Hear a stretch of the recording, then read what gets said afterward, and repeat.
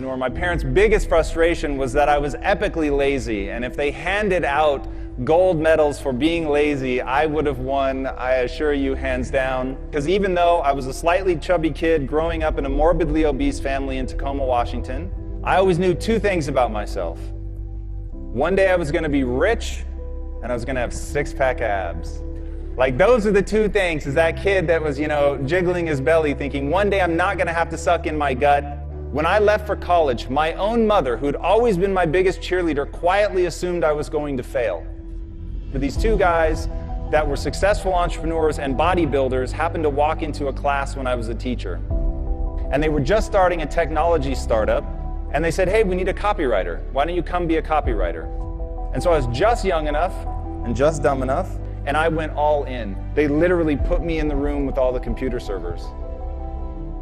But starting from there, I knew I could wow people because I was willing to grind it out.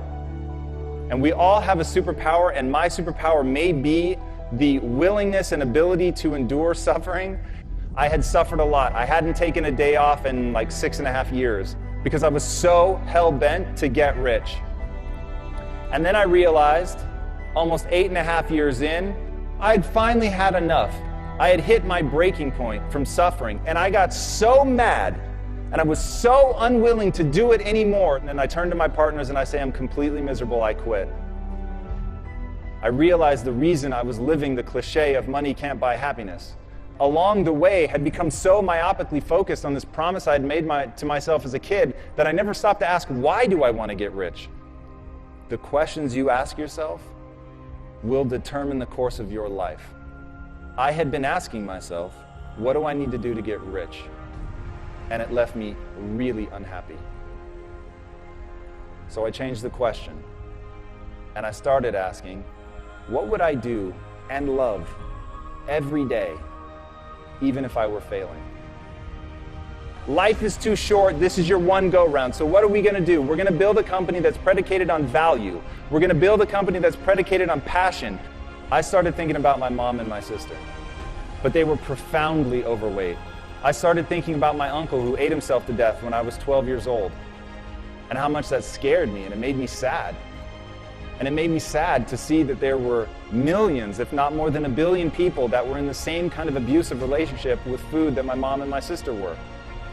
So I said, I don't know if it's a big business, but I know it's a big problem. And that's the problem that we're going to solve.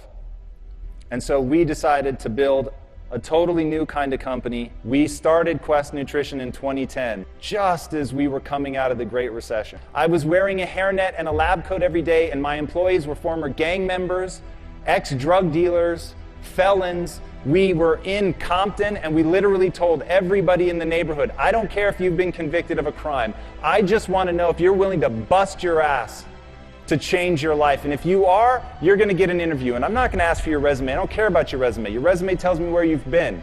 It doesn't tell me the price you're willing to pay to become somebody new. Every belief that you have is a choice. I choose to believe that human potential is nearly limitless. And this was the belief that changed my life. Because once I realized, so it's not about who you are today. It's about who you want to become and the price you're willing to pay to get there. And I promise you, the day that you're willing to pay any price, you'll achieve what you want to achieve. If you truly believe that human potential is limitless, what do you want to become? And what price are you willing to pay to get there?